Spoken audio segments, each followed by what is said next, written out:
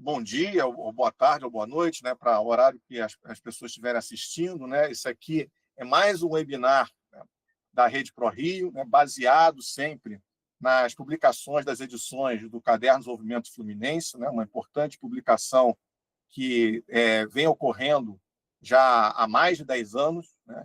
E eu faço também a recomendação, né, de quem aqui estiver assistindo, né, esse webinar, busque o site da revista Cadernos e busque verificar, olhar, acessar os artigos que aqui se baseiam as apresentações. Tá? No dia de hoje, né, a gente vai estar tendo aqui, apresentando, né, a professora Lia Hasenclever, né, professora da UFRJ, do Instituto de Economia da UFRJ, e também da Universidade Cândido Mendes. Né? Ela vai estar apresentando o artigo Desenvolvimento Regional, uma análise com indicadores multidimensionais. Em sequência, vai estar apresentando Dini Medeiros, né, da FGV Rio, o artigo Perspectivas de Criação de uma Política de Renda Básica no Rio de Janeiro. E, por fim, né, a professora Eliana Santos da Silva Laurentino, né, professora da Faculdade de Educação da Baixada Fluminense. Ela vai estar apresentando o artigo Identidades Culturais na Baixada Fluminense, referências profundas das raízes que ficam. Tá? Então, eu passo já a palavra aqui para a professora Lia, para, então, apresentar o primeiro artigo, Desenvolvimento Regional, uma análise com indicadores multidimensionais. Bom, boa noite a todos. É um prazer estar aqui na sequência da apresentação dessa nova revista, né? Que saiu em dezembro do ano passado.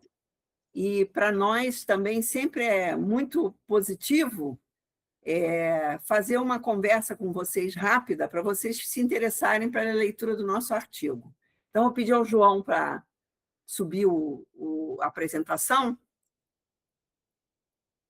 Bom, então, o meu tema, como o Bruno já falou, é desenvolvimento regional, e nós vamos tentar analisar uma experiência bem empírica, como é que está o desenvolvimento regional nos diversos 92 municípios do estado do Rio de Janeiro.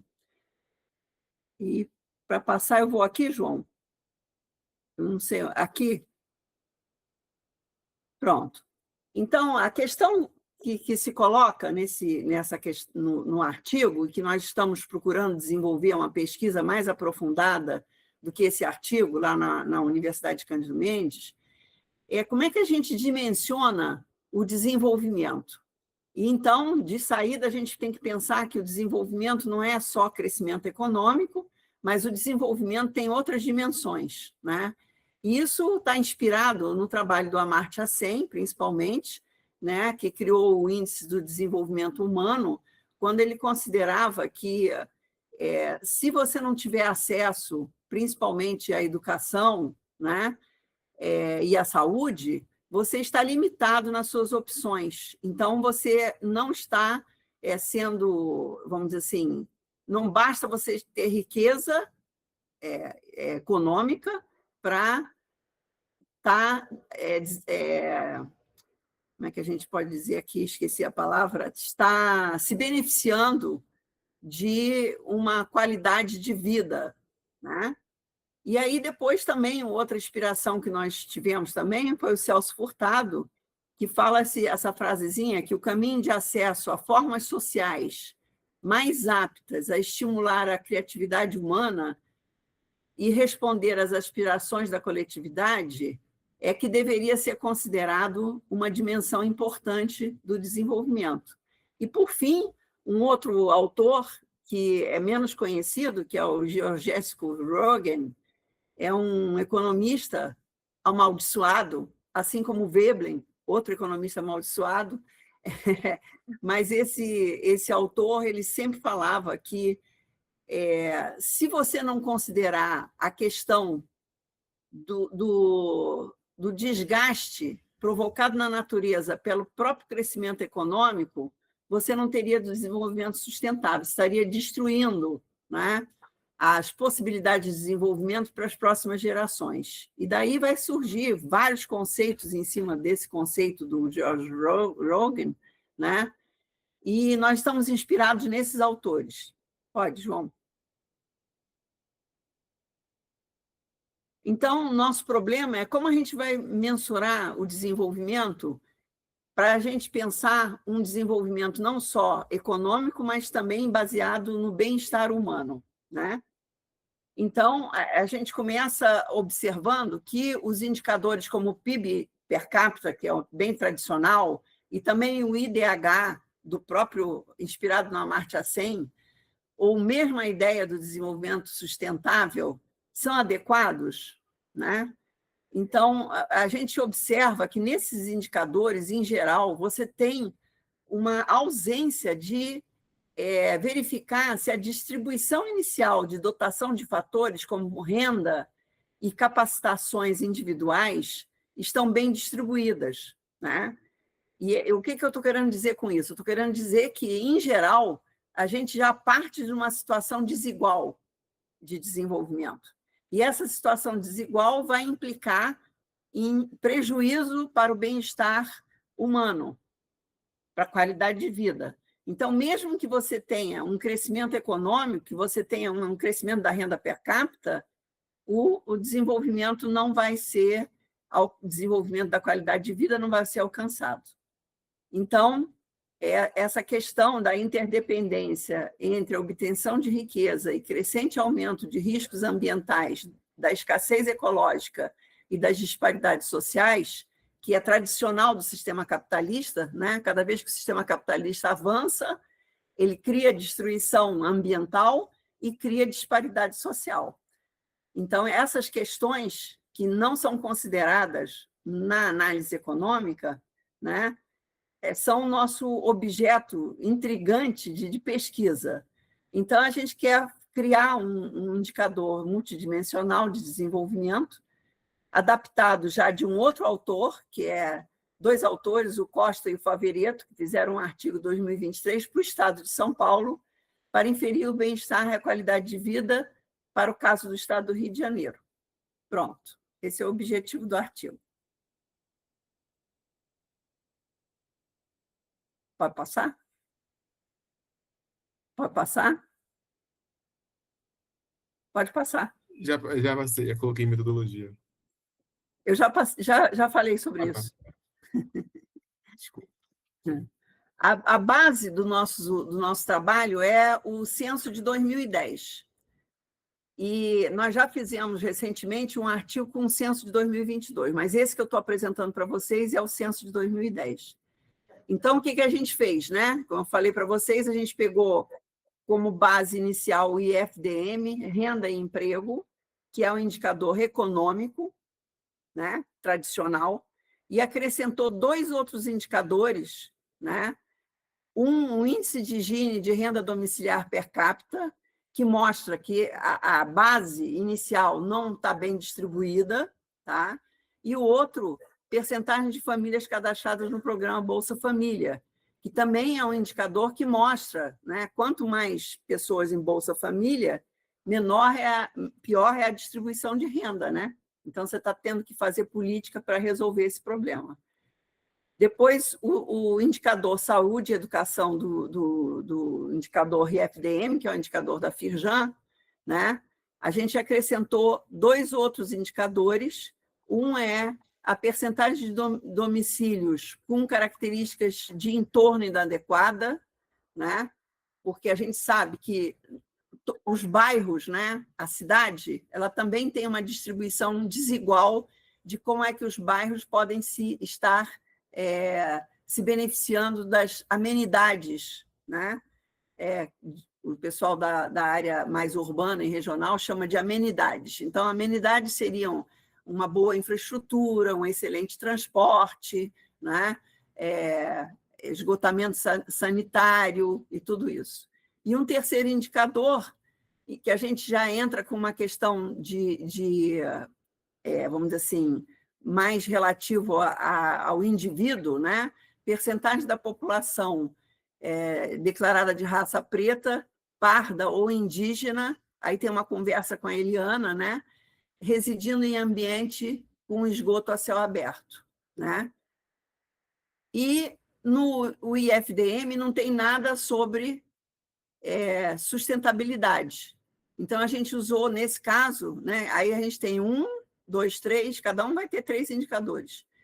Não há nenhum indicador, então a gente criou 3 indicadores. Primeiro, uso de agrotóxicos na agricultura, número de domicílios atendidos pela rede geral de esgoto ou pluvial ou área séptica, e emissões de gases de efeito estufa, que é um indicador muito forte da questão ambiental, né? Os outros 2 também. Pode passar?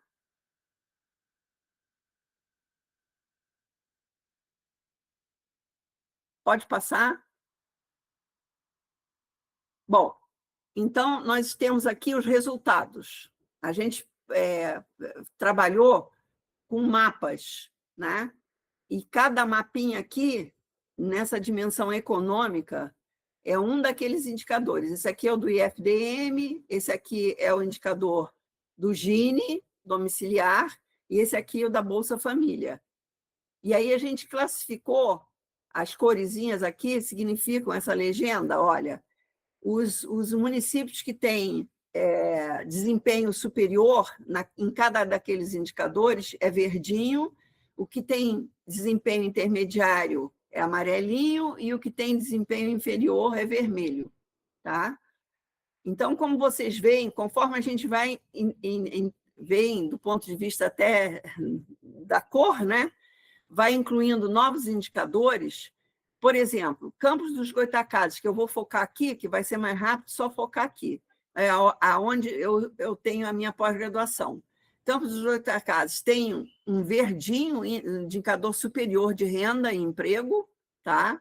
Mas quando eu boto a distribuição do Gini domiciliar, ele fica já para baixo, cai para vermelho. Quando eu incluo a percentagem de pessoas em Bolsa Família, aí ele volta para superior. E daí, então, quando eu faço a combinação desses 3 indicadores, ele vai ficar com intermediário. Tá? Então, Campos, na dimensão econômica, é intermediário. Pode passar. Estou só pegando um município para exemplificar, tá, gente? Depois, se eu pegar a dimensão social, eu tenho, de novo, 3 indicadores. O primeiro é o IFDM, saúde e educação. O segundo são os 2 ajustes que eu fiz. O primeiro é morada inadequada e o segundo é justiça racial. Então, pego o Campos dos Goytacazes, está intermediário na questão da saúde e educação. Quando vai para a questão da dimensão social, ele fica pior ainda, tá? Tem uma situação bastante ruim, né? Em relação à morada inadequada. Quando eu vou para justiça racial, ele volta outra vez para o intermediário. Então, a síntese da dimensão social, Campos é intermediário. Tá? Pode passar? A dimensão ambiental. De novo, 3 indicadores. O primeiro, nesse caso aqui, o indicador da FIR já não entra, porque não tem nada, né? O primeiro é esgoto não tratado, tá? Campos está péssimo em esgoto não tratado. O segundo é os agrotóxicos, também está péssimo, usa agrotóxico de montão. E emissão de GE, péssimo também, tá? Inferior. A síntese de Campos dos Goytacazes na dimensão ambiental é vermelhinho. Pode passar? Então, o que eu já posso adiantar aqui a minha conclusão? Pode passar para a conclusão. Minha conclusão é que os resultados encontrados sugerem a confirmação empírica, só empírica, né? Eu não fiz nenhuma discussão teórica, nada disso. Eu estou só inspirada em alguns autores, mas eu não fiz uma discussão ainda, né? Mas, empiricamente, sempre as regiões, como Campos dos Goytacazes, que têm um índice econômico de renda e emprego, né, melhor do que os demais municípios, ele não consegue acompanhar esse desempenho quando eu incluo outras variáveis, como a dimensão saúde e educação, ou como a dimensão ambiental. Tá? Então, isso está mostrando que não basta eu ter um desempenho econômico, eu também tenho que ter outras políticas, né? Como, por exemplo, uma política educacional bastante focada em melhoria de qualidade da educação, uma política de saúde bastante focada na melhoria da qualidade da saúde, uma política de conter danos ambientais para gerações futuras bastante focada naqueles 3 indicadores, né? Então, melhoria do esgoto, do esgotamento sanitário, proibição de uso de agrotóxico, proibição de GE ou algumas outras medidas, né? Então, a gente vê que essa visão clássica de desenvolvimento, baseada só no indicador de renda e emprego, quando ela é ampliada para a saúde, educação e ambiental, ela é insuficiente para classificar ou representar uma qualidade de vida e bem-estar da população. Tá? É claro que o meu artigo tem muitas limitações, como vocês vão ter oportunidade de ler, para fazer essas classificações em índice superior, intermediário e inferior, eu fiz algumas arbitrariedades, tá? E essa é uma questão que futuramente eu tenho que corrigir, e a outra questão é que eu estou baseada no censo de 2010, tá? E o censo de 2022, só para dar um flavorzinho para vocês, né? Apesar da exploração do petróleo lá na Bacia de Campos já ter retomado em pleno vapor e, inclusive, descoberto um novo campo e etc., Campos piorou ainda mais em 2022. Tá? Então, essa evidência empírica desse município é taxativa de que a gente precisa ampliar os indicadores para ver a questão do desenvolvimento da qualidade de vida e bem-estar da população. Obrigado pela atenção, espero que vocês tenham curiosidade de ler o artigo e o próximo, baseado no censo de 2022. Muito obrigada. Obrigado, professora Lia. Depois, então, né, a gente faz os comentários aqui, né, debate, né, junto com todos os outros artigos. Então, passo agora já para o Jimmy Medeiros, né, que vai apresentar o seu artigo intitulado Perspectivas de Criação de uma Política de Renda Básica no Rio de Janeiro. Então, eu vou falar um pouco do artigo, né, Perspectiva de Criação de uma Política de Renda Básica no Rio de Janeiro, segundo a ótica dos cariocas, um artigo que faz uso de dados de um survey online feito com moradores da cidade do Rio de Janeiro. Esse trabalho foi feito em conjunto com Antônio Mariano, Felipe Guedon e Mário Filho. Eu sou professor na Escola de Ciências Sociais da FGV CPDOC. O Mário Filho é um mestrando do nosso curso lá do CPDOC. E o Antônio Mariano e o Felipe Guedon, eles também têm uma trajetória na mesma instituição. Né? O Antônio fez graduação lá e voltou para fazer o doutorado. E o Felipe fez graduação, mestrado e doutorado na casa. Então, a gente já trabalhava junto há bastante tempo e resolvemos tocar essa pesquisa, esse trabalho. Isso foi possível também graças pela atuação do Antônio Mariano e do Felipe Guedon no Instituto de Pesquisa aqui da cidade do Rio de Janeiro, Rio 21. Eles conduzem uma pesquisa regular na cidade, a gente fez uso desse espaço, nesse questionário que eu vou falar um pouquinho mais para frente. João, se puder dar o slide, te agradeço. Então, o nosso objetivo é compreender as percepções dos cariocas sobre a política de renda básica e a sua implementação aqui na cidade do Rio de Janeiro. A ideia é dimensionar a proporção dos cariocas a favor ou contra essa política pública e tentar entender um pouco do perfil que está afetando esse apoio ou rejeição. E a gente também traz um debate a respeito das principais fontes de financiamento. A gente se vale de um survey feito na capital paulista em 2018 e 2020, que buscou mensurar informações sobre a política de renda básica na cidade de São Paulo. A gente aproveitou a mesma estrutura de perguntas daquela cidade para fazer aqui com os cariocas e tentar fazer, embora as limitações metodológicas, mas tentar fazer, traçar algum paralelo com as pesquisas anteriores. E a gente aqui faz uso também do debate parlamentar que existe na cidade do Rio de Janeiro. A Câmara Municipal do Rio de Janeiro traz o debate sobre o tema da renda básica em 2020, em 2024 e 2025. São desenhos diferentes que eu vou falar mais à frente. E, ano passado, a gente teve a realização de um evento internacional em Maricá e na cidade de Niterói, que era um evento internacional sobre renda básica. Então, vieram vários pesquisadores, né, membros da sociedade civil, para debater essa discussão. Então, a gente quis também produzir informação sobre a temática para discutir com os colegas durante o evento. João, pode passar, por favor. O nosso artigo ele fala um pouco, né, sobre esse debate que tem, né, a respeito das transformações no sistema de proteção social, né, como é que tem as disputas travadas no âmbito político, a atuação dos movimentos sociais, das instituições da sociedade civil, tensionando esse campo, ora para um lado, ora para o outro, ora para um sistema mais generoso, ou freando, né, as mudanças para um sistema muito menos generoso, que é o que a gente tem vivenciado nas últimas décadas, além das composições políticas eleitorais nos parlamentos, né, ou, né, no Executivo Nacional. A gente aborda um pouco sobre a descentralização da ação da administração pública com a Constituição de 88, que permitiu que prefeitos pudessem desenvolver políticas locais para tentar mitigar ou alterar problemas, né, do seu território. No caso das políticas de transferência de renda, isso acontece com mais força nos anos 90, no interior de São Paulo, e isso vai passar para o resto do país, né, vai para outras cidades do país, até que a gente vai escalonando com o Bolsa Escola no Distrito Federal, e depois o Bolsa Escola no governo federal, e alcançar o Bolsa Família, que está aí funcionando até hoje. Mas, né, nas políticas municipais, ora, eles focam, né, em eliminar a pobreza, estimular a frequência escolar, ampliar acesso a alimentos e bens de consumo para aquela população.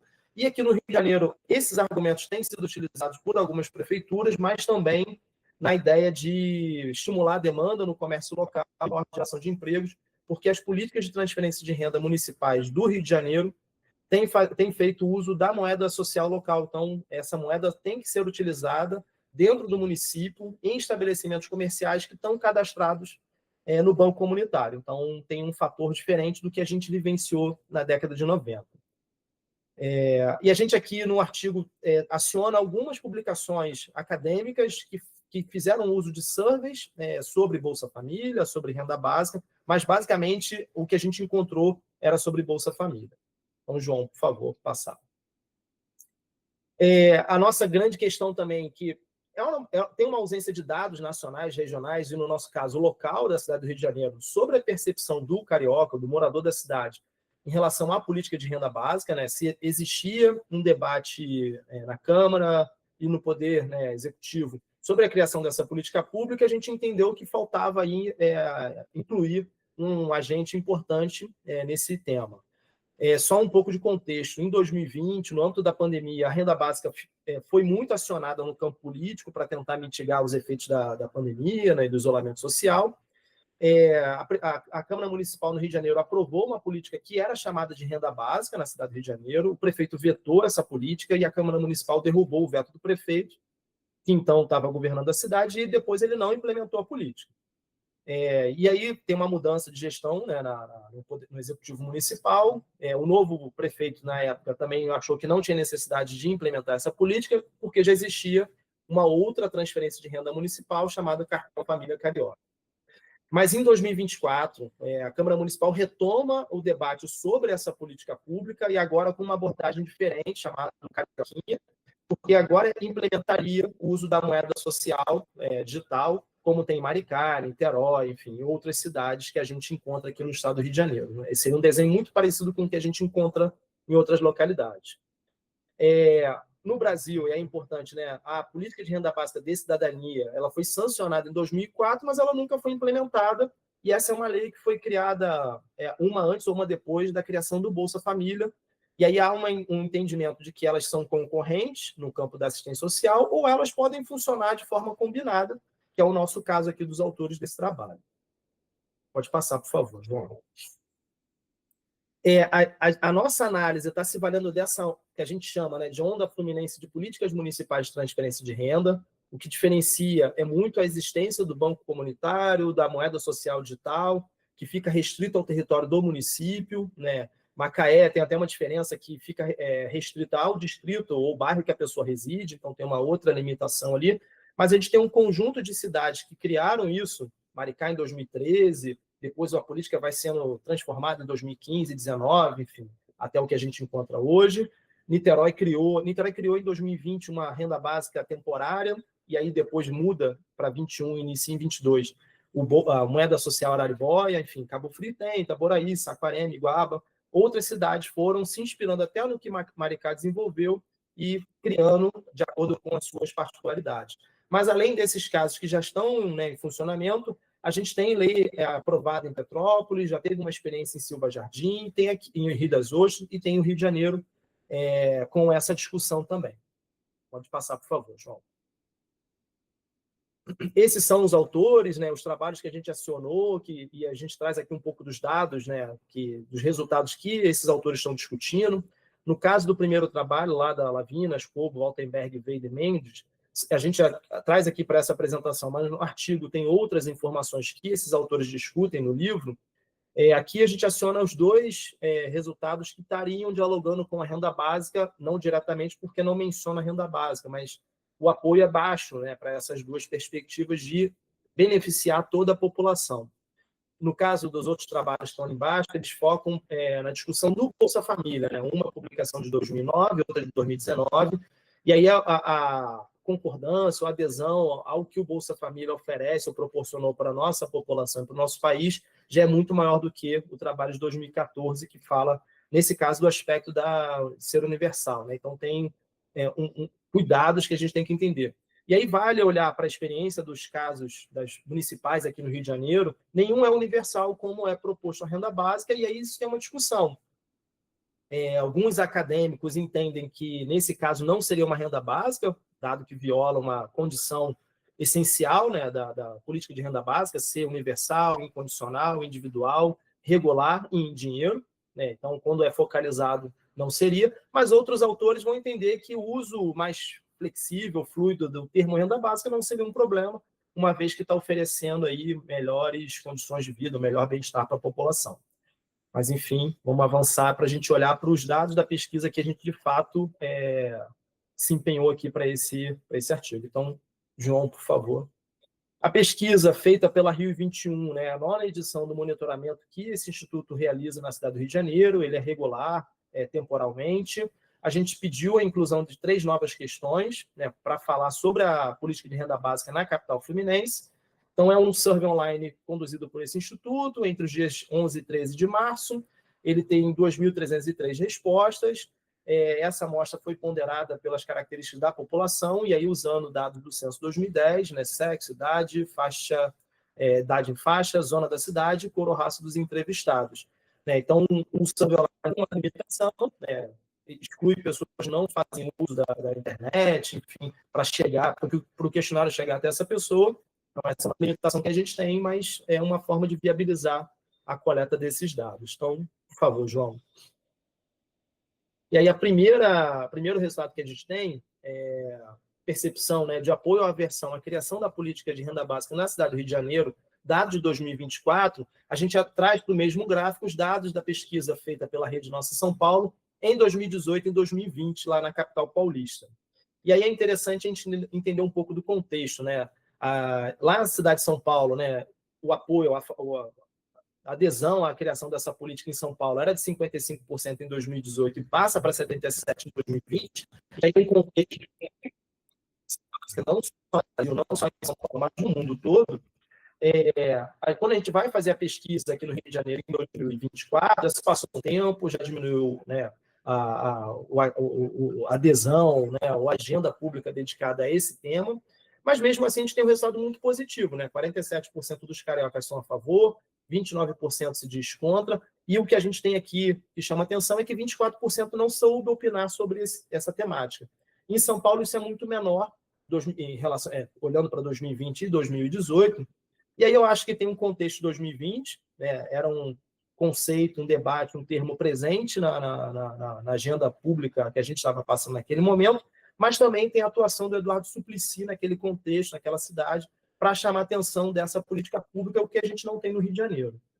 Então, mesmo que no Rio de Janeiro a proporção de adesão a essa política seja menor que São Paulo, eu acho que está bem positivo, dado que ele é maior, né, ou a favor do que o contrário.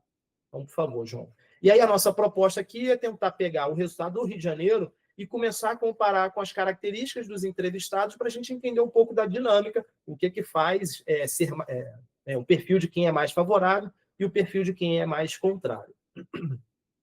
Uma primeira informação que a gente tem é a idade em faixa do nosso entrevistado. Então, o gráficozinho da esquerda vê que a barrinha escura, que são os favoráveis, é maior, né, nos mais jovens, e ele vai diminuindo, né, quase que linearmente até chegar na faixa dos 60 ou mais. Então, os mais jovens estão apoiando mais essa política do que os mais velhos. É só o azulzinho, claro, que ele vai aumentando conforme o nosso entrevistado fica mais velho. Uma segunda característica, ainda usando o perfil sociodemográfico, é a renda do entrevistado, renda declarada pelo entrevistado. E aí tem um efeito do perfil, né, do grupo, que está na menor faixa de renda, tem a maior adesão, 63% são favoráveis a essa criação, talvez seria o público mais atingido por essa política, atingido na perspectiva positiva, né? E ele vai aumentando lá para o grupo que tem maior renda, enfim, quase 19 mil a mais, que tem ali o contra maior do que o a favor, já numa proporção bem maior do que na população de baixa renda. Mas, de um modo geral, ele é muito parecido, né? Tirando o primeiro grupo e o penúltimo lá, ele é muito parecido todas as faixas, né? Em torno de 45% ali. Vamos para o próximo slide, por favor, João. Aqui a gente sai um pouco desse perfil sociodemográfico e vai para uma característica de inserção do entrevistado no mercado de trabalho. O que a gente encontra, né? Pessoas com uma inserção mais segura, no fluxo de renda, né, têm uma adesão menor do que aqueles que têm maior grau de insegurança no mercado de trabalho. Então, por exemplo, né, aposentado e pensionista, empresário, empregado com carteira assinada e funcionário público têm a menor proporção de favoráveis a essa política pública.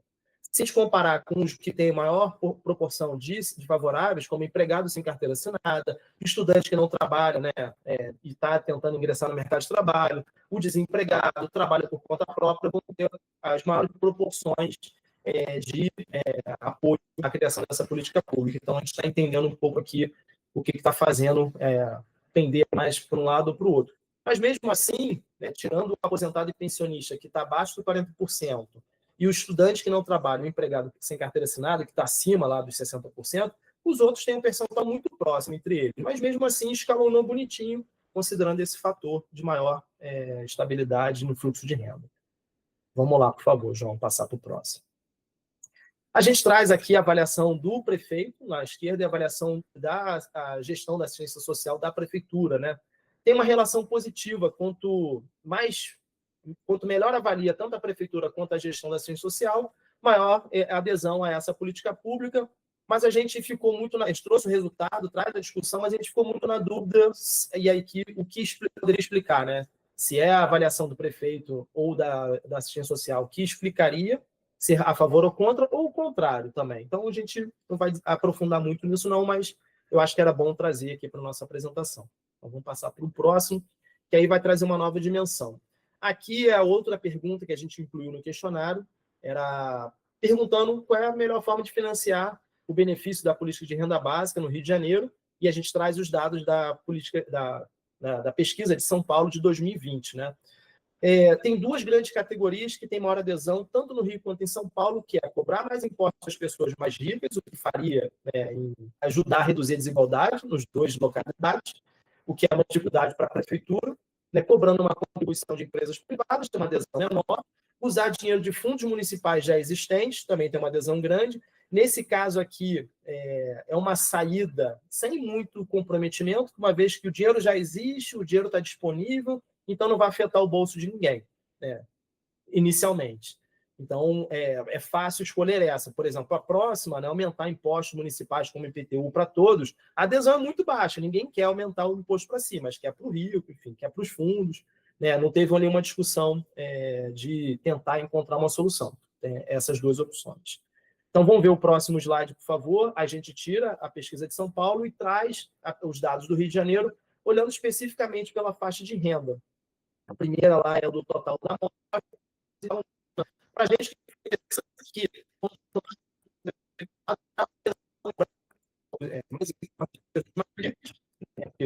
é muito positivo. E a ideia do fundo ficou o sentido contrário, né? Os mais pobres estão aderindo mais a essa ideia do fundo, ali 40%, ele vai diminuindo conforme aumenta a faixa etária, então tem esse outro resultado. Então, João, avançar para o último slide que a gente tem aí, fechando.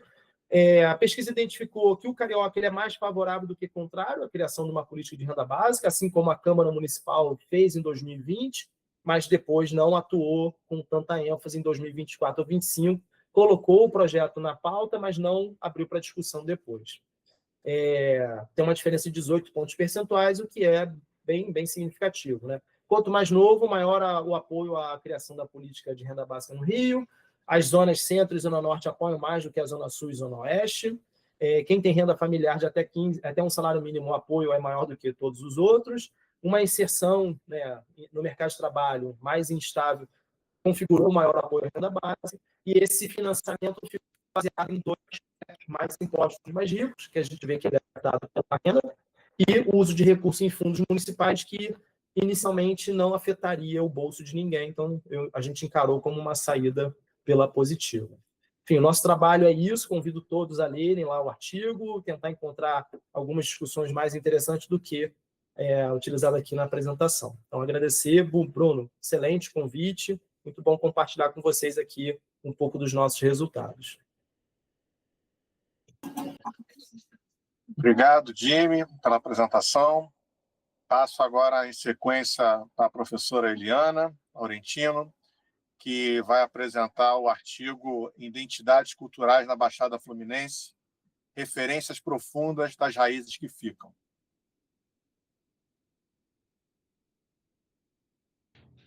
Perfeito, Bruno, muito obrigada.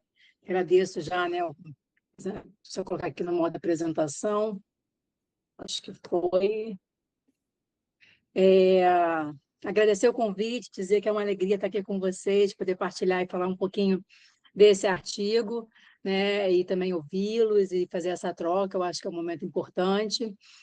Bem, eu trago, né, esse mapa que já me acompanha há um certo tempo, e já indica um pouquinho desse interesse, né, de apresentar esse estudo a partir de um local, né, que é a Baixada Fluminense, que para a gente aqui, né, os pesquisadores desse território já entendem, né, que ele é um conceito variável de acordo com o pesquisador, então alguns municípios podem ser enquadrados, outros não, e de certa forma eu tenho me interessado para entender essa construção, né, identitária do território. E, enquanto professora, né, da Faculdade de Educação da Baixada Fluminense, eu também tenho participado de dois grupos, né, que são grupos importantes também interessados nesse território, que é o grupo de pesquisa de estudos da história da educação local, o ELO, né, e também do grupo de pesquisa e extensão cultural, a Cor da Baixada. Esses grupos, né, me permitem também dialogar com outras produções, com outras investigações, e isso diz muito sobre essa proposta desse artigo. Ele tem uma relação de muito afeto, né, já que eu vou falar nessa produção, tem o objetivo de trazer uma referência de um ponto de memória, que é o ponto de memória Varanda Cultural Abolição. As minhas pesquisas, né, desde o mestrado, elas estão relacionadas a entender, né, o investimento entre história e memória, e aí especificamente, né, como que a história e a memória ela é mobilizada na Baixada Fluminense pelos pesquisadores, através das suas ações, dos seus projetos, entendendo como que esses projetos historiográficos, né, eles mobilizam projetos políticos na região. Então, aqui eu estou trabalhando com disputas de memória, né, como que esses agentes e essas produções elas já estão, de certa forma, consolidadas no território há bastante tempo. Então, aqui, né, para mim o interesse está especificamente em mobilizar os usos que são feitos do passado, né? E para esse artigo específico, eu vou trazer um uso muito, muito próximo, que é a partir desse quintal, né? Entender como que os pontos de memória eles estão acontecendo em quintais. E então, essa relação, né, que se estabelece entre o local, né, que eu estou aqui mobilizando, ele está construído dentro de uma proposta que reconhece que há um interesse, que é um interesse local, né, um interesse específico, mas que tem essa potência política e essa ação desses agentes, mas que conversa numa dimensão de escalas, né? Então, metodologicamente, eu estou operando aqui com uma operação de escalas.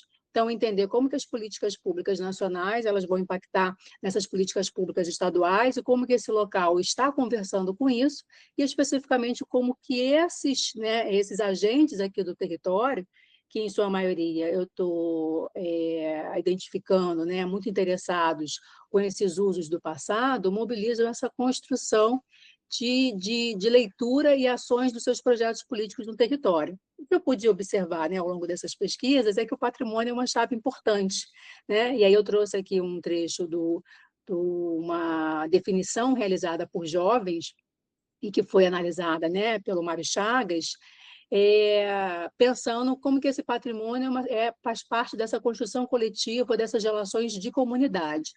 E aí, essa definição desse grupo de agentes parte de um lugar específico, né, que é o Museu Vivo do São Bento, que esteve presente durante, né, muito tempo aqui em Duque de Caxias, aí pensando no Duque de Caxias, esse município da Baixada Fluminense, né, esse município central, que é um museu considerado um museu de percurso, né, um museu com esse diálogo com a própria museologia social, e que foi produzido a partir de professores que não tinham ideia, né, dessa relação com o museu. O que eles faziam eram estudos de visitas, né, estudos desse território, mas que, de certa forma, né, o que se observou é que esses agentes foram caminhando e dialogando, né, com outras áreas do conhecimento, especificamente com a própria museologia social, identificaram que o que eles estavam fazendo tinha uma relação com essa museologia social.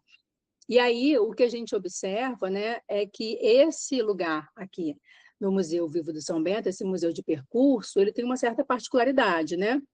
Atualmente, ele não está sob a administração do espaço da Secretaria de Educação. Houve uma disputa política, né, no final do ano passado, ele passou para a Secretaria de Cultura, e a minha pesquisa ela caminha muito até o momento que estava ligada à Secretaria de Educação, né, com projetos específicos relacionados às práticas educativas ou à chamada educação patrimonial. E aí, uma dessas características, né, do próprio Museu Vivo de São Bento é que o bairro é um museu, né? Então, é uma leitura e uma construção desse grupo, né, de professores que vão construindo junto com a comunidade o que é uma leitura do que é importante ou que deve ser preservado como memória. Ou seja, faz parte desse projeto, né, que se lê nesse território, de que existem disputas de memória. Quais são os lugares que precisam ser valorizados e quais são as narrativas sobre esses lugares que serão valorizadas.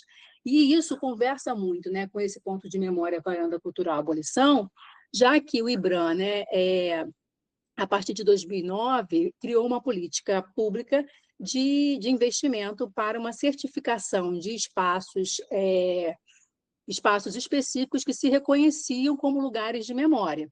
Então, até, né, 2000, mais ou menos 2021, que é o momento que essa política se intensifica, o número de pontos de memória no Brasil era bem restrito. E aí, a partir desse investimento maior do IBRAM, né, recente, saltou para mais de 500 pontos de memória. O Rio de Janeiro é um dos estados que mais concentram essa certificação, né, no Brasil, então está com 99 pontos de memória hoje, de acordo com o site do IBRAM, se reconhecendo como ponto de memória, e a Baixada Fluminense tem 16 pontos de memória. O que esse artigo mobiliza é uma leitura de como que a Baixada Fluminense, né, tem esse histórico de uma cultura histórica, né, um investimento na memória, um investimento na história, como que a Baixada Fluminense conversa com esses pontos de memória. Então, o que eu consigo, né, apresentar nesse trabalho é como que o ponto de memória Varanda Cultural Abolição faz parte desse investimento do próprio Museu Vivo de São Bento, né, de um trabalho de educação patrimonial que faz com que espaços que normalmente são espaços culturais, que têm mais facilidade de uma identificação enquanto ponto de cultura, passem a reconhecer que aquilo que eles fazem, ou as práticas que são realizadas em seus espaços, estão ligadas à memória, né? A essa representação de uma identidade brasileira de longa duração.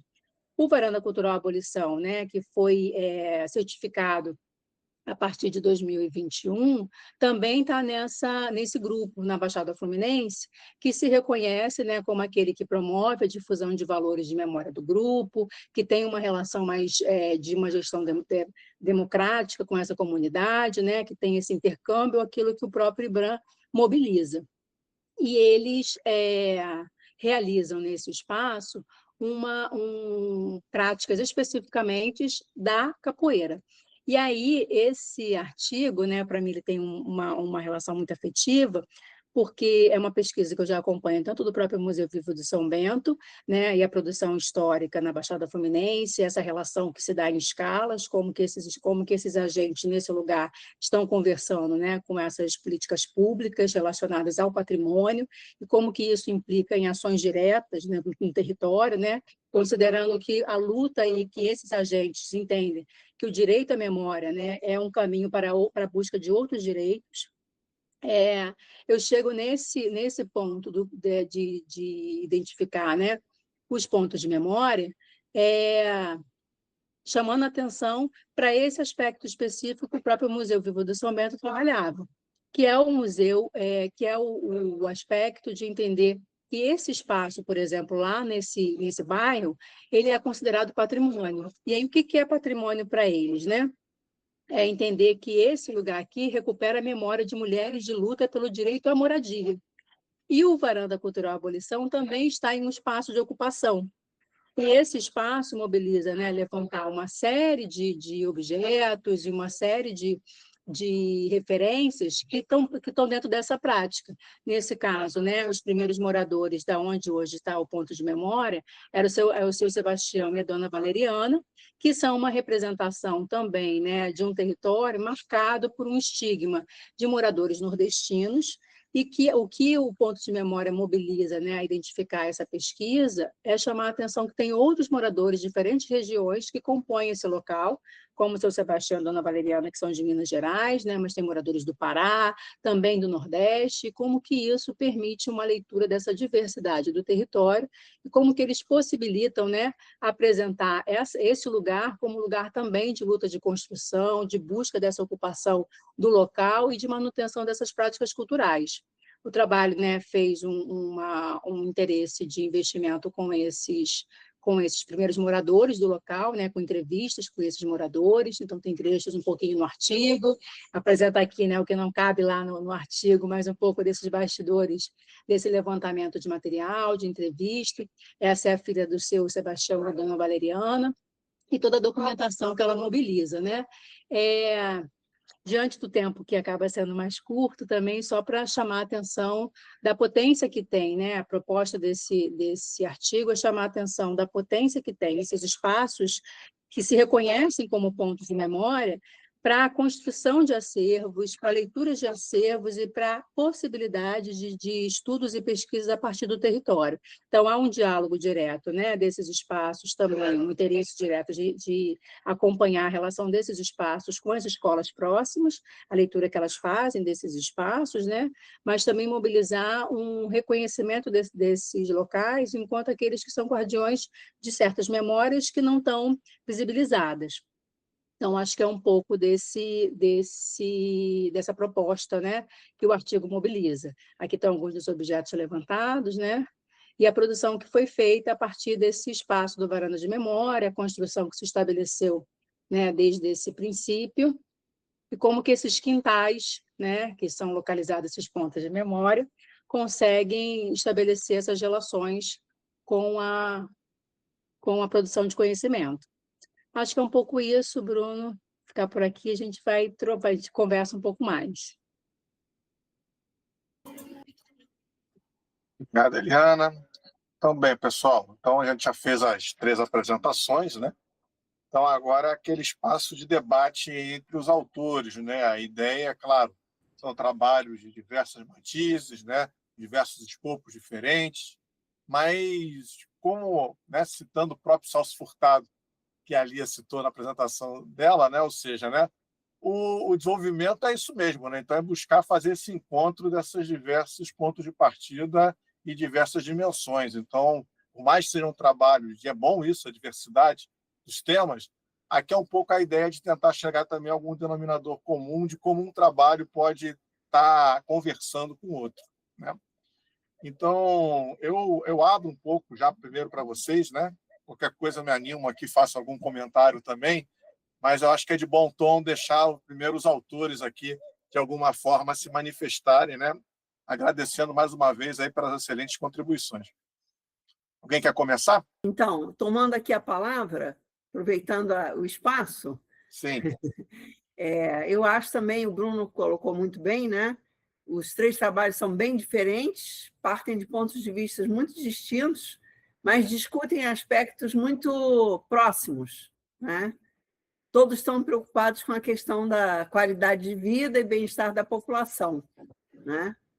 Então, acho que isso é um elemento de ligação entre os 3 trabalhos muito interessante. Então, por exemplo, quando eu falo que eu introduzi o indicador de igualdade racial, né?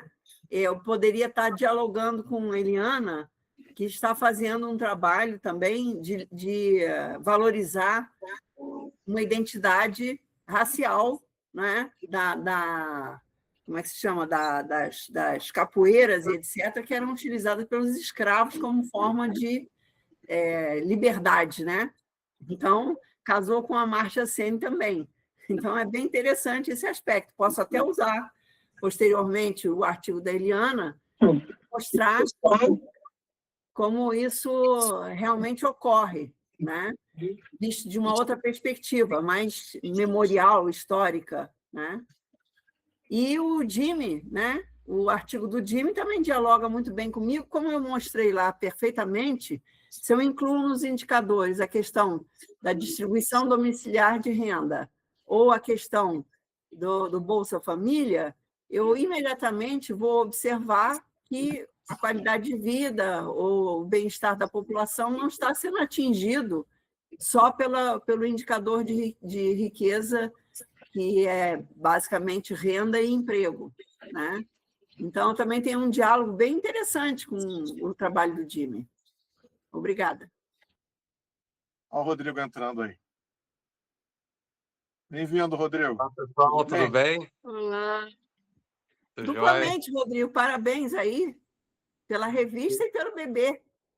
obrigado. Tô aí com a filha, tá com 1 mês agora. Aí falei, não, tem que passar lá para dar um oi, mas aqui tá aquela correria, né? Maravilha. A gente já fez as falas, né? Agora está começando a sessão de debates, né?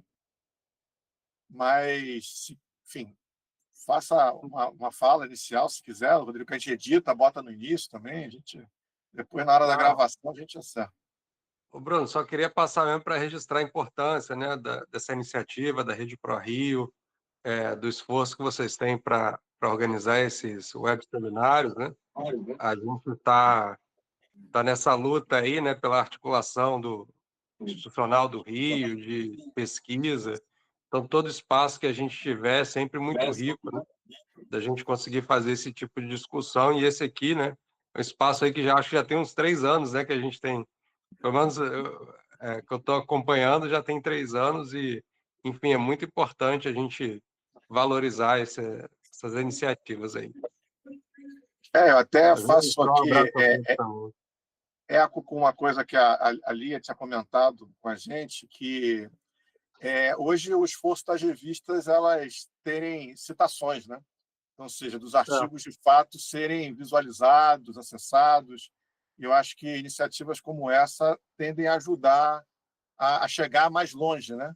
Os artigos, né? Então, acho que também esse é um pouco o desafio para que a revista ela cresça, né? Ou seja, que de fato cada vez mais pessoas possam, além do próprio site, saber da revista de alguma forma, né? Sim, e saiu agora recentemente o Qualis, né? A revista continua no extrato B1, né? Pelo menos conseguiu manter, né? Que já é uma vitória muito grande. mas é aquela coisa, a Cadernos ela é muito conhecida e reconhecida na gestão pública. Tem muita gente, né, que está nas secretarias, que está no município também, e valorizam, né? E aí você vê que para esses critérios que a CAPES utilizava anteriormente, né? Poxa, de referência internacional, poxa, a gente tem uma revista que está lidando com problemas locais aqui da nossa realidade, né? Enfim, aí agora vamos ver, né, se com essa mudança, né, que vai focar mais nos artigos, né, nas citações, no impacto do artigo, do que exatamente no nome da revista a partir dos próximos anos. Então, vamos acompanhar aí, né? Se as revistas conseguem ter uma sobrevida, né? Porque é muito difícil, né? A gente sabe como é que é organizar a revista. Mas talvez seja mais favorável até para o próprio perfil da revista. Sim, eu acho que é positivo essa questão do impacto dos artigos, porque os artigos da Caderno são muito citados. Sim. É de fato o que ele falou, eu atesto. Quando eu estava lá na gestão, as pessoas liam, faziam referência de outras secretarias, né?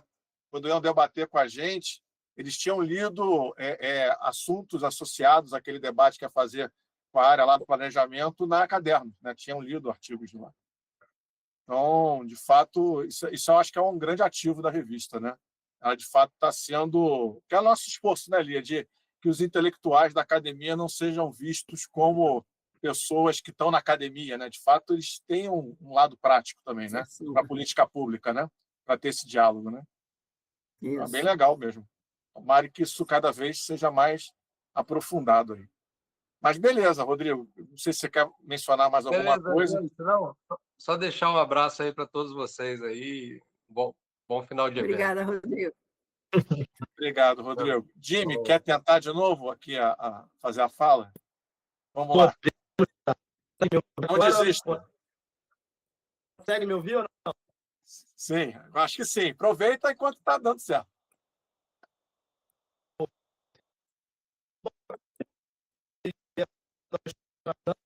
Foi só você falar, consegue me ouvir, que negócio... você não pode avisar, você tem que pegar assim de surpresa.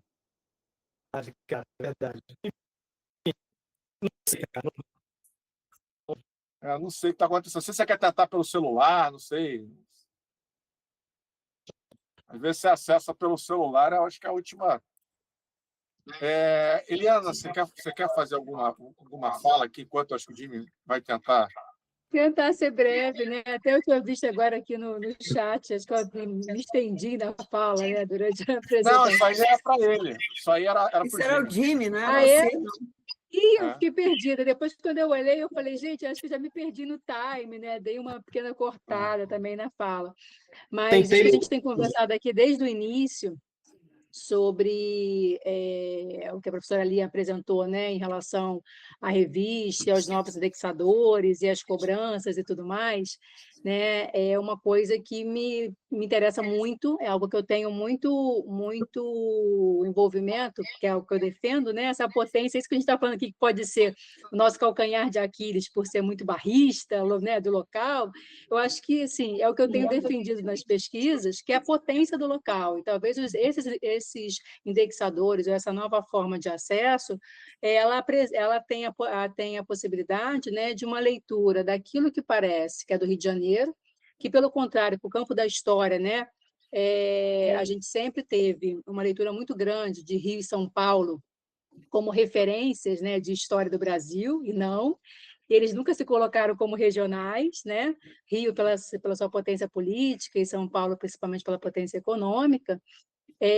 Então, isso para a gente já é algo que talvez não tenha tanto impacto no campo da história, né? Entender essa coisa do Rio de Janeiro como algo muito específico, né? A gente entende que o Brasil lê muito esse Rio de Janeiro como uma representação de Brasil. E aí, o que eu tenho me interessado na verdade, olhar essa leitura e essas produções regionais que estão conversando com outro Brasil, né? Com esses Brasis, ou com esses outros estados, ou com essas formas de pensar essas produções, esses indicadores, índices, né? Que não se restringem a essa leitura que parece muito nossa, né? Mas como que isso está numa dinâmica maior.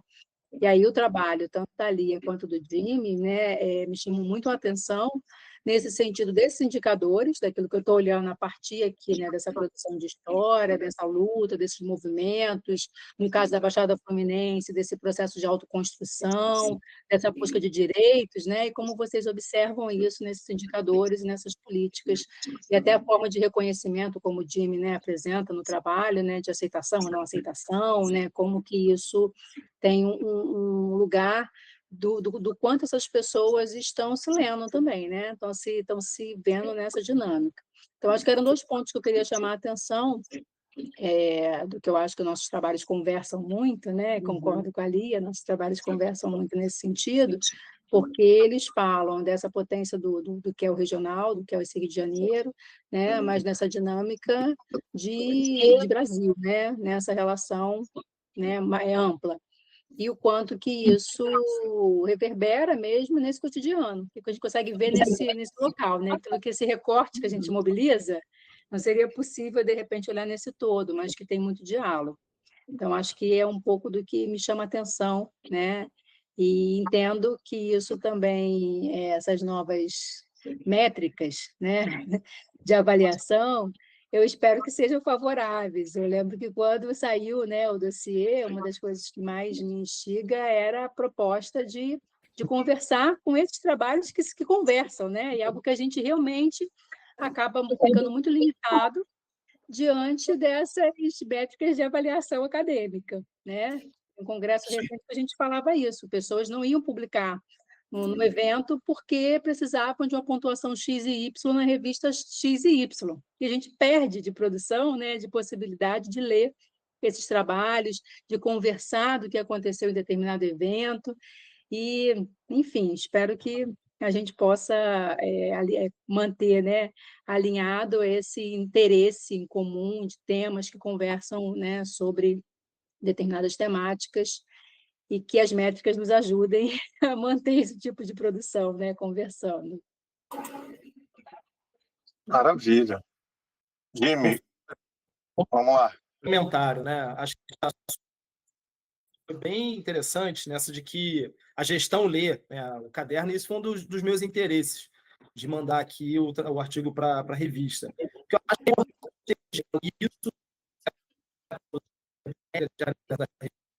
isso não aparece lá, né? Enfim, seria muito difícil.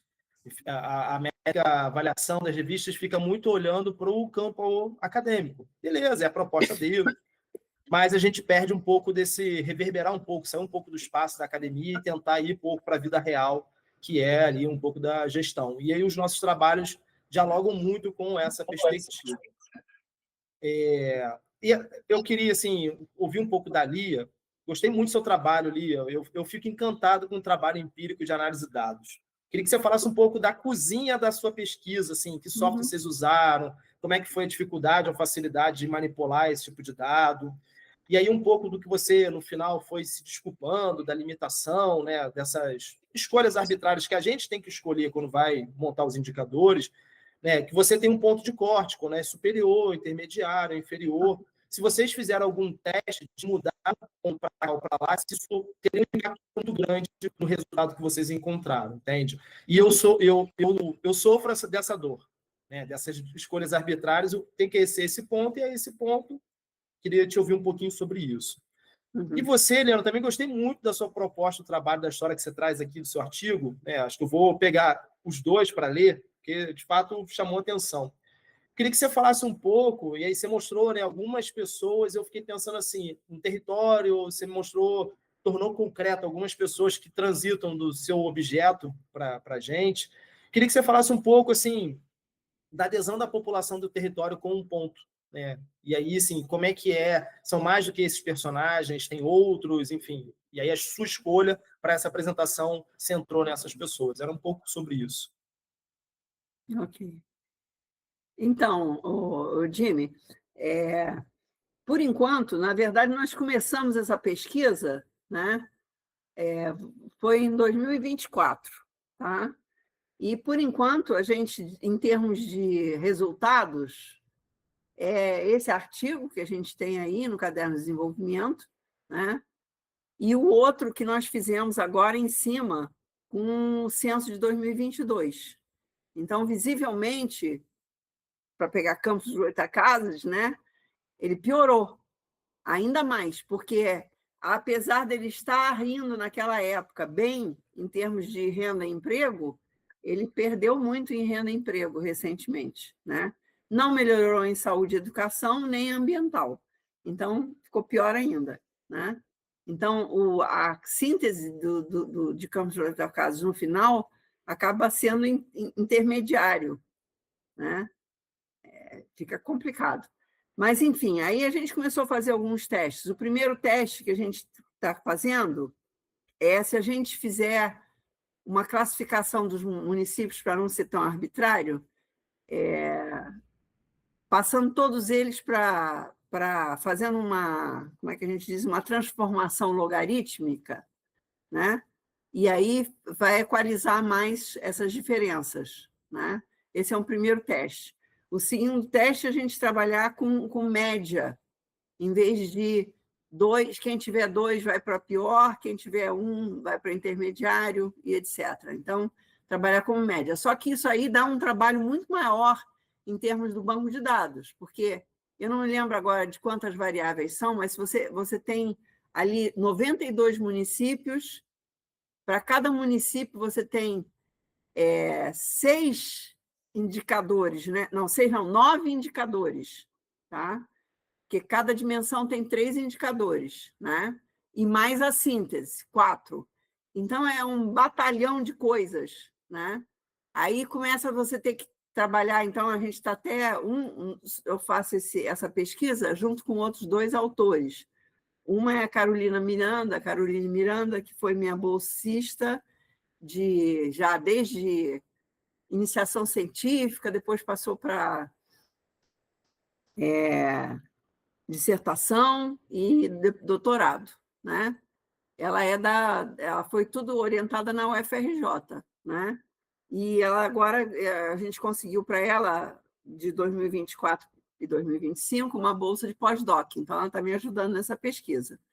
E o outro cara é o Fábio Freitas, que é uma pessoa maravilhosa, e já publicou outros artigos no Caderno de Desenvolvimento Fluminense acerca de, também trabalhando essa ideia de que o desenvolvimento humano não vem só com crescimento econômico, o desenvolvimento humano é mais do que isso, né? Que é a tese de doutorado dele, né? O Fábio Freitas, e já está até publicado no Caderno de Desenvolvimento isso, né? A gente fez uma ilustração para o Rio de Janeiro, e ali ele estava trabalhando com a ideia do círculo vicioso, né? E aí, determinados municípios que apresentam indicadores piores, a tendência deles é manter esses indicadores piores ao longo do tempo. E outros municípios que têm melhores vão melhorando, né? Que é a ideia da causação circular do... Esqueci o nome do autor agora. Mas, enfim... É o NURCS. Ah? É o NURCS. Não é o NURCS. Você está falando do Myrdal? Causação circular cumulativa? Myrdal, tá. E, então, essa é uma ideia que a gente está mexendo, né? E, então, ele tem mais capacidade de trabalhar com banco de dados e fazer extrações. Então, ele também está mexendo nisso, e também agregamos um outro professor do nosso coisa, que é o professor Shimoda, que também trabalha com dados e etc, etc. E aí acho que a gente vai ter um resultado melhor. E depois nós vamos fazer comparação entre 2010 e 2022, né? Mas é uma coisa, não é muito simples também, é igual que você falou, a coisa, no caso, vocês tinham uma pesquisa pronta, né? O seu trabalho foi só trabalhar em cima da pesquisa pronta. Nosso, a gente está construindo a base de dados, né? Agora, em termos de... Todos os dados são do censo. Então, fica simples. E por que a gente não... Você pode dizer assim, por que em 2024 você não publicou já o de 2022? Porque não tinha os resultados totais do censo de 2022 em 2024. Só tivemos agora. Então, aqueles indicadores de renda domiciliar per capita municipal, mais a Bolsa Família tinha já, mas entorno inadequado, e tudo isso só saiu agora, entendeu?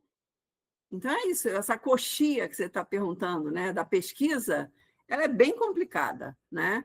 E sempre aí muito falta o CEDERJ, né, Bruno? O CEDERJ fazia um trabalho enorme de extração de dados do censo e do PIB do ponto de vista municipal. E a gente não tem mais isso no Rio de Janeiro. Em São Paulo, você tem a fundação que faz isso. Esqueci também o nome da fundação de São Paulo. SEAD. SEAD. A Fundação SEAD faz isso para São Paulo. Então, o pesquisador de São Paulo está tudo na mão já, é só pegar. A gente não, a gente tem que ficar construindo. É difícil. Eu acho que a gente tinha que fazer uma força, Bruno, lá, Rede Pro Rio, o CR, etc., para empurrar esse treco do CEDERJ, né? Ele entrou naquele loop de corrupção e a gente não saiu. Não reconstruiu o CEDERJ.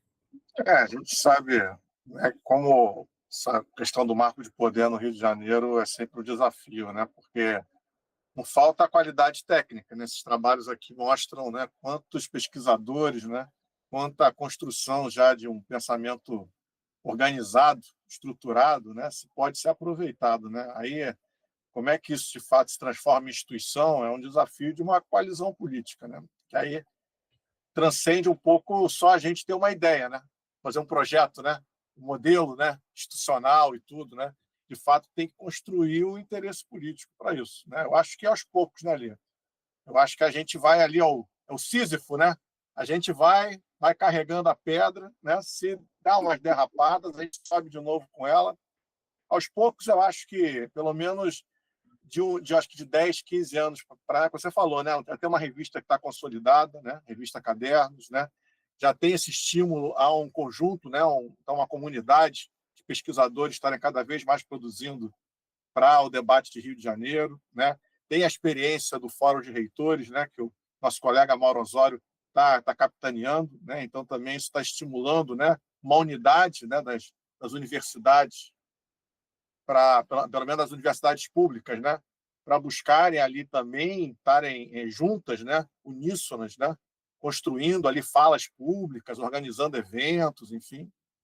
Então, aí, é claro, precisa chegar a um momento ali que é, de fato, uma liderança política que olhe para isso e fale que é o legado dela que é ser construído a partir desse diálogo, né? Mas é uma construção, né? Vamos botar isso na agenda do Paz. Essa parte a gente não pode nem botar na gravação, João, porque senão dá problema, né? Depois você corta. Não, mas no ano eleitoral, né? No ano eleitoral a gente não pode falar em nome de político, né? Não, mas, não pode, né? Mas vamos botar na agenda pública do Estado do Rio de Janeiro. Pronto. A gente sabe como isso é complicado. De fato. Então, é importante botar na agenda pública. Eu acho que aí sim.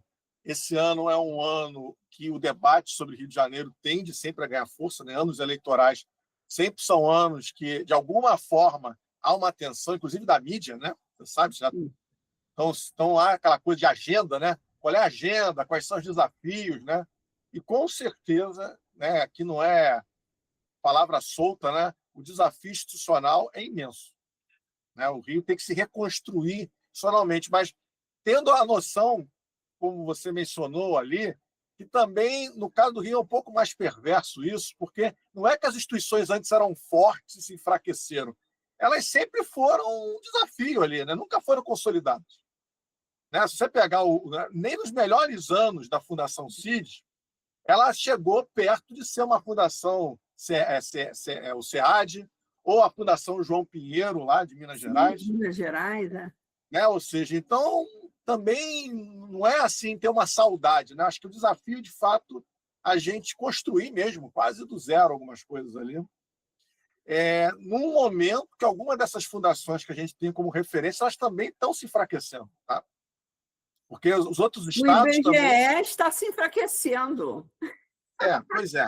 Aí já é outro assunto polêmico também, porque, enfim, são debates de gestão. Exatamente. Né? E, particularmente, orçamentários, né? Que eu acho que sempre pega. Né? A gente que é da economia político, né? Sabe que sem recurso, nenhuma ideia vai para frente, né? Então, eu acho que Mas eu também há não um sei se é desafio tão do orçamentário, reconhecimento. não. O negócio é político ali, é bravo. Não, mas tem problema orçamentário também para fazer as pesquisas, né? Ou seja, algumas pesquisas ali, enfim, tem que se desdobrar, porque é isso, né? Igual está acontecendo com as universidades federais, né? Ou seja, o orçamento público no Brasil, infelizmente, ele está cada vez menos sendo garantido para as instituições de pesquisa e produção de dados. E elas estão vivendo, a gente botou um artigo recentemente num veículo que a gente faz, chama Rio da Mídia, que era um artigo que saiu no Le Monde Diplomatique, né? E falando que cada vez mais os orçamentos das universidades federais estão dependendo de emendas parlamentares. Que o orçamento mesmo base estão enxugando. Estão enxugando. E depois você tem que se virar ali junto aos parlamentares. Aí não vamos entrar nesse debate, não, Bruno, porque eu tenho opiniões bem diversas suas. Então, vamos lá. Vamos para Eliana. Quero ouvir Eliana. De fato, ali quem estiver comandando esses orçamentos pode até falar com mais propriedade, que eu também não estou nessa área no momento, e também nunca trabalhei com orçamento nas universidades federais, né? Só nas estaduais, que eu tenho um pouco mais de conhecimento.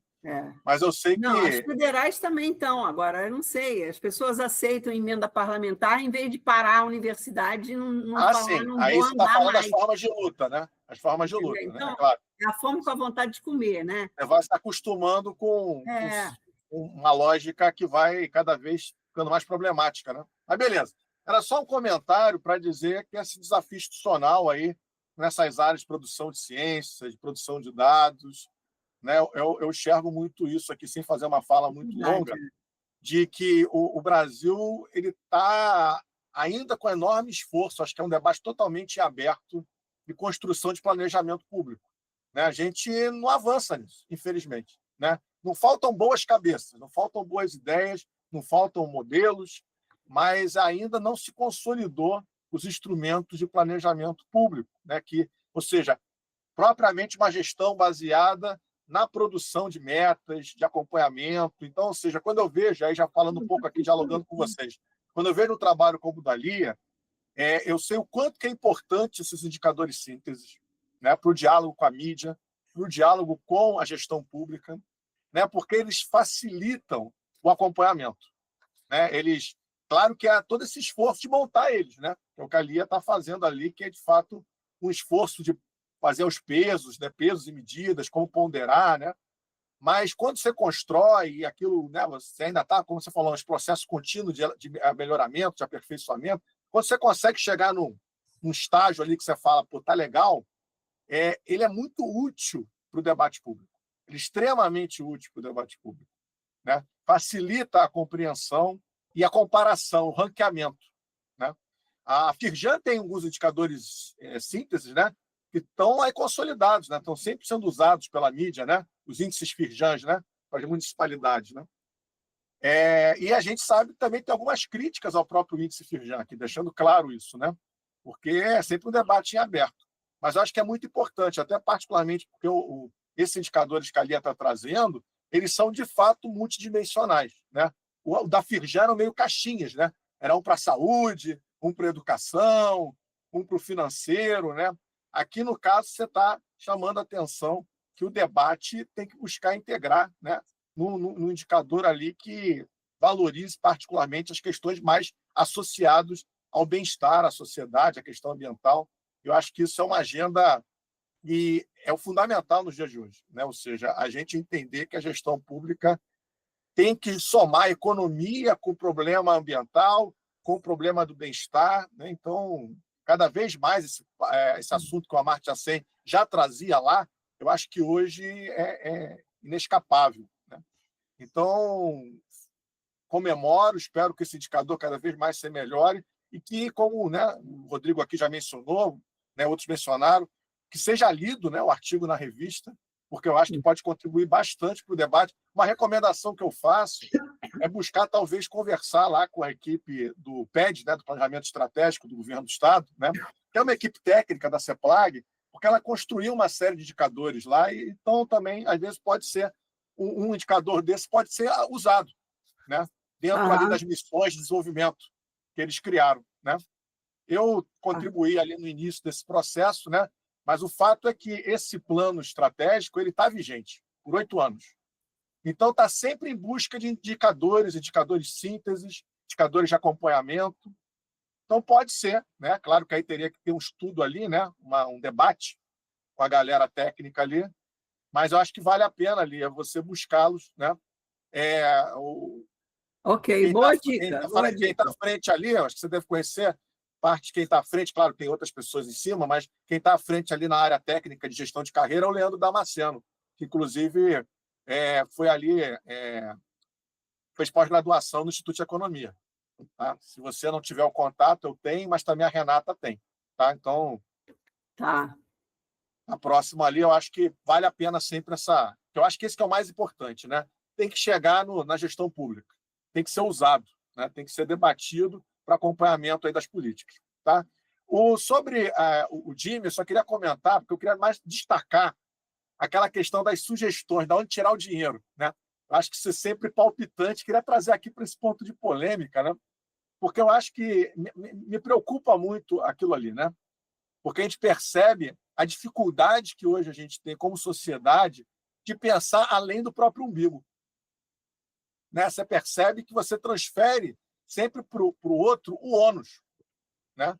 E você, aquela coisa de ninguém quer pagar imposto, né? Ou seja, então quer que o dinheiro saia de algum local que não sabe se dá onde. Principalmente se for IPTU. IPTU. Que ali então, deu lá o pior foi a gente saiu de uma reforma tributária nacional recentemente que a gente viu o quanto que ela foi desidratada. Né? Primeiro, ela demorou décadas. Né? A última que, salvo engano meu, foi do Castelo Branco. E foi feita sob uma ditadura. Ou seja, no momento do início de uma ditadura que você não tinha debate com a sociedade. Ninguém, né? Naquele momento, era quase assim, é isso e pronto. Foi assim que foi feita a reforma lá no Castelo Branco. Né? Não foi construída num congresso democrático, com escuta da sociedade. É tecnocrata na última potência. Né? Foi ali no gabinete do ministro e pronto. Né? E jogou para a sociedade. E de lá para cá, ninguém quis mexer. Ninguém quis mexer. E quando se conseguiu agora, se desidratou bastante. Mas simplificou o tributo do que propriamente se discutiu essa redistribuição, né? Ou melhor dizendo, essa regressividade. Né? Vamos falar com o termo correto, né? Essa regressividade. Né? Então, eu acho que esse é um pouco o debate. Queria talvez, que você pudesse falar um pouco mais sobre isso, se você quiser, porque eu acho que aí é o dedo na ferida. Né? Ou seja, o programa de renda e também a preocupação que você me trouxe de que os políticos geralmente gostam de criar o seu próprio programa, né? Ou seja, tem que criar um nome novo ou o nome que ele já tem. E aí esse debate um pouco de, sabe, que você não discute propriamente o que é necessário. Né? O importante é você etiquetar, criar uma marca, e aí trava, às vezes, o debate que pode, às vezes, melhorar um programa, piorar um programa, porque às vezes você vai falar, não, eu vou continuar com esse, porque esse foi esse que eu criei. Ah, não, esse eu não vou seguir, porque esse não foi criado por mim, eu tenho que criar com outro nome. Né? E aí você mesmo falou que houve um debate que avançou na época da pandemia e depois foi sofrendo ali desafios, ou melhor dizendo, seguradas, né, das diversas gestões, para, de fato, a discussão, o conceito amplo de renda mínima, né, de renda mínima universal, talvez, né, seja, de fato, assegurado, e não apenas um programa ali compensatório, focalizado, né, mais restrito. Né? Enfim.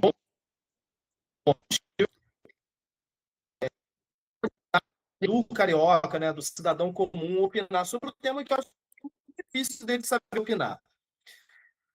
A gente usou essa pergunta que tinha em São Paulo. Então, a gente, vamos trazer para essa pesquisa, inclui no questionário, vamos ver o que vai dar para a gente poder comparar um pouco com o caso paulista.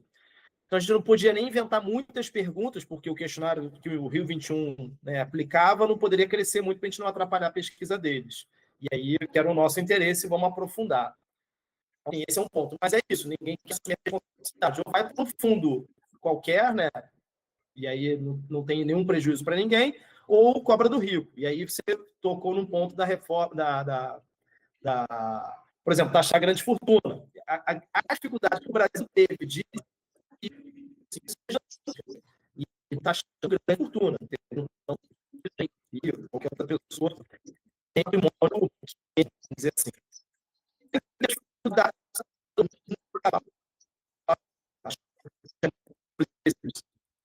E o tempo é essa marca. O caso dele, né?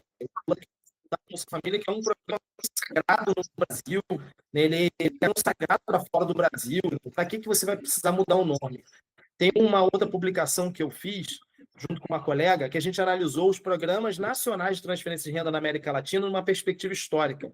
Que a gente via que quando mudava o grupo político, esse grupo renovava a sua política pública nacional. Então, por exemplo, né, a gente viu aqui, o Lula criou, né, existia uma política nacional, que o Lula mudou o nome, mas ele muda um pouco a configuração reunindo os programas. Mas tudo bem. Depois, quando a Dilma entra, ela é do mesmo grupo político, ela não pode acabar com o Bolsa Família. Ela criou lá uma outra política complementar. Quando tem o Bolsonaro, né, Bolsonaro logo depois, ele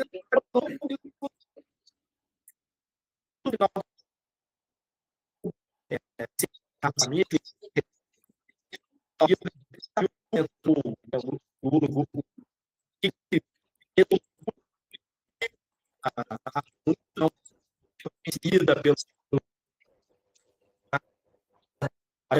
isso acontece a gente vai encontrando essa experiência no caso do Rio de Janeiro. A gente já teve aí 24, teve eleição, mudou o político, e você tem, às vezes, não a mudança do nome da política, mas tem o encerramento dela. Acabou a transferência, desidrata, diminuindo a cobertura, enfim. Mas aí é uma discussão para outro artigo. É nesse caminho. Então, a gente acabou se valendo de uma pergunta que existia lá em São Paulo para a gente conseguir balizar ali junto com a pesquisa da Rede Nossa São Paulo. E a gente não pôde aprofundar. Maravilha. Bem, e aí, só para também aqui eu fazer um comentário aqui sobre todos, sem querer me alongar, eu acho que o trabalho da Eliana, ele traz, né, para a gente que é economista sempre questões, sempre um olhar diferente, né? E eu acho bastante interessante isso, né? Que aquele, de fato, aquele trabalho que lida ali com a realidade imediata, né? Com a construção, né? Ali de uma experiência, de você ver ali, de fato, como é que se constrói esse contato ali com a construção dessas identidades, né? Nessas regiões. E aí eu fico sempre indagado aqui, Eliana, né? Qual é o desafio, de fato, de como você trazer uma contribuição dessa, né? Ou melhor dizendo, como esse olhar que você traz possa ser integrado a esse debate que busca fazer a construção desses indicadores ou coisas que o valham, para poder, de alguma forma, a gente debater isso dentro de um conjunto, de uma matriz, né?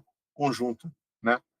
Ou seja, porque é muito qualitativo, né? Ou seja, né? Não é isso? É um trabalho muito qualitativo. E é esse desafio sempre de, às vezes, como você trazer isso para que isso pudesse ser objeto também de uma construção ali, até num debate orçamentário, coisa que o valha, entendeu? Mas é só uma provocação aqui para a gente pensar junto. Tá?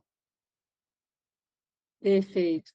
O Jimmy também tinha provocado essa questão dessa materialidade, né? Como que as pessoas se relacionam com esse ponto de memória, e aí isso conversa um pouco, né, com o que você está colocando, porque esse artigo, né, essa produção, ela para mim tem um lugar muito afetivo, como eu falei no início, né, porque trata de um espaço que não é um espaço qualquer, ele é literalmente o quintal da minha casa, né? Então, eu relato isso no artigo, né, e mostro isso principalmente para o campo da história, que tem uma dificuldade dessa leitura tão qualitativa, tão próxima, né, tão local, e é isso que eu vou trazer no texto, essa riqueza de chamar a atenção que alguém como eu, que sempre esteve envolvida com pesquisas sobre a questão regional, com pesquisas sobre a questão do local, mas nunca me permiti falar sobre algo tão próximo e tão local quanto o meu quintal, né?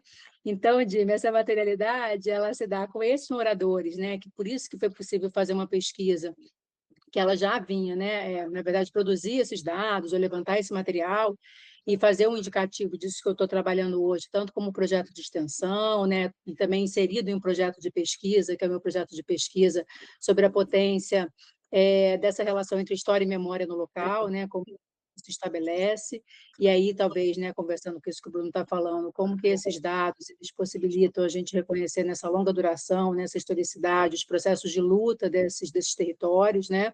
Então, como que isso se estabelece, quem são essas pessoas, como que elas estão construindo, como que isso se dá, quais são os movimentos que avançam no local.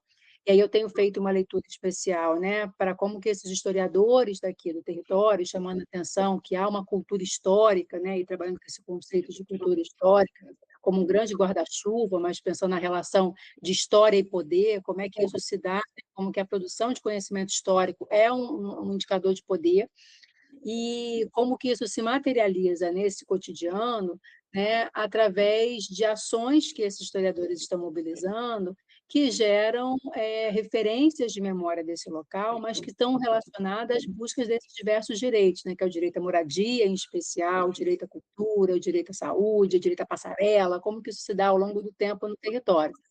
E aí esse lugar que é tão próximo, né, ele me chamou a atenção, em especial porque eu estava trabalhando com essa ideia, né, de patrimônio, como que isso é mobilizado nesse debate, tanto do Estado, né, como essa construção de referências patrimoniais, mas como que essas referências patrimoniais estavam indicando alguns grupos, né, que iam dizer qual era a memória, qual era a história, como que eles vão se colocar nesse território, como que eles ganham em orçamento, quais orçamentos que eles acessam, né? Então, é essa a ideia de entender como que essas secretarias, de certa forma, é quase, né, um indicativo aí desse observatório, desse uso, esse uso público financeiro, né, para pensar esse passado.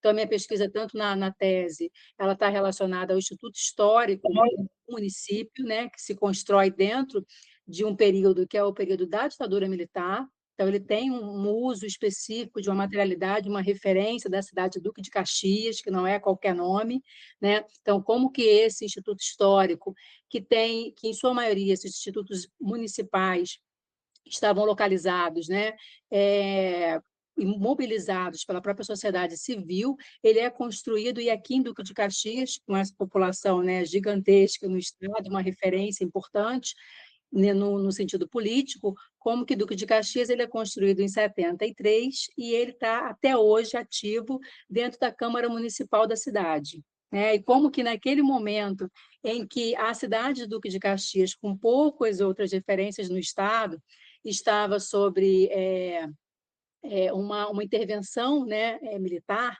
e é proibida né, de escolher o seu prefeito, torna um espaço público como a Câmara Municipal, com o poder desses vereadores, como aqueles que vão narrar qual é a memória que tem que ser vinculada no território. Então, esse município, né, ele ultrapassa a municipalidade, porque ele acaba depois criando vínculos com a abertura política com outros historiadores de outros municípios, que entendem que ele deve ser mantido, que a história da Baixada Fluminense tem que ser investida, e aí a gente entende um pouco mais dessas disputas de memória que vão se sofisticando, né, no território. Nos anos 2000, o debate de patrimônio também avança aí entre esse grupo, e essa é uma das minhas maiores investigações para pensar a potência que tem a história, né, nesse estado. Isso se dá, né, especificamente, já acompanhando essa narrativa lá desse período, né, da fusão do Estado do Rio de Janeiro com a Guanabara, como que é o investimento de memória, como institutos municipais são criados, como que isso se estabelece. Então, esse meu acompanhamento, né, dessas ações e dessas potências, elas possibilitam a gente entender quais são as articulações e as ações que se estabelecem nesse local e nessa materialidade, que fazem intervenções diretas para aqueles que estão acessando espaços de elite, né, ou espaços de domínio, de decisão nesses territórios. E aí, quando eu chego, né, para olhar esse espaço de memória, eu estou numa chave muito entendendo, né, que tem um grupo aqui disputando uma memória, que é uma memória dentro de uma leitura do lugar, né, e aí está pensando nesse recorte espacial, mas como uma chave de pertencimento, como que essa ideia de pertencer a um lugar é mobilizada pela própria ideia da museologia social, e como que isso se dá por alguns grupos, né, de pesquisadores que estão ali disputando essas memórias no local, dizendo, olha, tem um grupo que está aqui o tempo todo, já está há muito tempo dominando esses lugares de espaços de poder com narrativas específicas. Vamos trazer aí outras referências identitárias desse território. Então, com essa leitura, né, eu começo a olhar para o meu próprio quintal. Então, assim, esse espaço que é a Varanda Cultural Abolição, hoje ele é organizado pelo meu marido, que é mestre de capoeira, né? Então, assim, as fotos que eu mostro, tem a minha filha lá de 15 anos jogando, né? Enfim, eu estou junto com a comunidade. Eu chego aqui com a minha família na década de 90 e já chego depois dessa ocupação, já é um período que eles começam a vender terrenos aqui. Então, minha história se mescla com essas pessoas. Quando eu decido olhar para esse território, eu já tenho essa gama, né, acumulada aí de leitura sobre o território, sobre esses debates, mas eu quero olhar para esse meu local, para esse meu pertencimento maior. E isso aparece no artigo para dizer, né, como que essas pessoas que me recebem nas suas casas são pais e amigos, né, pessoas muito próximas, mas que eu fiquei, a partir do momento em que o espaço se vinculou à ideia de ser certificado, né, como um ponto de memória, eu fui mais instigada ainda a querer olhar para a história desse território. E a minha ideia, né, é entender quais são os outros usos que estão sendo feitos nos outros pontos de memória. Então, enquanto pesquisa, eu estou interessada em olhar os outros pontos de memória, sim, né, partindo em especial da Baixada, que é o meu recorte, mas entender o que é feito a partir disso. E eu mostrei o que eu fiz. Então, assim, o que eu, né, enquanto moradora desse local, e aí, claro, com o meu interesse de historiadora, pude mobilizar de uma leitura desse território. E aí, esse lugar, né, que hoje tem a prática da capoeira, já tem a presença de uma segunda geração. Então, assim, o meu esposo, que também chegou aqui na década de 90, já vinculado com a capoeira, começa a dar aula para algumas crianças, né, na comunidade, na igreja, no campo, né? Então, assim, tem uma série de registros sobre isso. E hoje, né, ele mantém enquanto ponto de memória com crianças que são filhos dos pais, né, das pessoas que treinavam aqui, e que também acabam ficando envolvidos e relacionados no espaço, porque reconhecem a importância que foi para eles aquele espaço, né, a prática que eles já tinham com o grupo de capoeira, e se envolvem com esse espaço. Eu, particularmente, queria saber um pouco mais da história desse local, né? Então, quando eu compro o terreno, quando eu venho morar aqui, né, já especificamente não na casa dos meus pais, mas decido comprar um terreno aqui, logo em seguida a gente faz esse ponto de memória, esse espaço, né, que não tinha ideia de ser um ponto de memória, acabou sendo. Eu me interessa saber a história desses primeiros moradores que estavam aqui, que era o São Sebastião e a Dona Valeriana. E aí eu vou buscando, né, essas histórias. Então, o artigo ele mostra, né, de certa forma, um pouco dessa minha referência, dessa minha afetividade com esse território, mas também problematiza e traz construções dessas pessoas que estão lendo, né, essa dificuldade de acesso, de moradia, de uma série de referências identitárias, e também provoca a possibilidade de leitura de outros pontos como possibilidade de referência disso que o Bruno está chamando a atenção, né? Do que a gente pode contribuir a partir dessa análise qualitativa, desses lugares que estão aí acontecendo, né? Que estão brotando, esses quintais que estão com as suas vivências. O que é possível, né, a gente identificar através desses estudos que possa contribuir com esses marcadores, com esses índices, né, com essas vivências, ou como que isso está acontecendo. Acho que né, eu me estendi um pouco mais, mas é o tanto que isso está materializado, entendeu? É bem materializado. Bom, maravilha, gente. Acho que se vocês querem fazer mais algum comentário, senão nós encerramos. Então, agradeço aí a presença de todos, né? A professora Lia, a Aldime, a Eliana, né? Esse vídeo vai ser postado no canal da Rede Pro Rio, no YouTube, tá? A gente vai, evidentemente, passar para vocês o vídeo, para vocês ajudarem a divulgar, mas também a todos que nos estejam assistindo aqui, né? Então, nos ajude a fazer essa divulgação, ajude a repercutir esse conhecimento. A gente, lá no nosso canal, a gente está sempre, então, fazendo esses webinários para cada vez ajudar mais esse debate de Rio de Janeiro, né? Ganhar corações e mentes para, de fato, a gente dar uma virada nesse Estado, nessas municipalidades, né? E o Estado do Rio de Janeiro possa se organizar para o seu processo de desenvolvimento. Tá? Então, fica meu agradecimento que vocês estão contribuindo para tudo isso também. Maravilha, Bruno. Obrigado, boa noite, Eliana, prazer. João, um abraço. Hein? Igualmente, Até mais, gente. gente. Obrigada. Tchau, Grande tchau. abraço. Tchau, tchau. Muito obrigado.